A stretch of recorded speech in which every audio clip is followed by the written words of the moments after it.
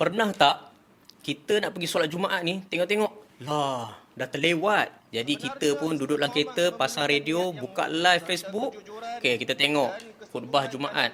Kot-kot lah, boleh cover khutbah sampailah kita ke masjid. Sebab kita rasa kan bila tak dengar khutbah tu macam, sah ke tak solat Jumaat aku ni?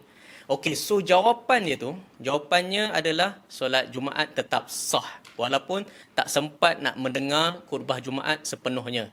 Cuma, jangan jadikan kebiasaan. Bila dah tahu, solat Jumaat sah walaupun tak dengar khutbah. Jangan kita bermudah-mudahan. Kita kata, datang lambat sikit lah. Solat Jumaat ni, kasih lepas khutbah dulu baru kita datang. Perbuatan ini boleh mendatangkan dosa. Jadi, jangan kita buat perangai macam ni ya. Abang-abang semua.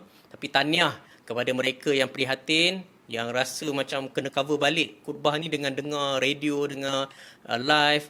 Tapi jangan risau, solat Jumaat tetap sah. Tapi moga-moga Allah kurniakan kepada kita peluang untuk hadir solat Jumaat. Setiap kali solat Jumaat kita hadir paling awal supaya kita dapat meraih pahala yang sempurna pada hari tersebut.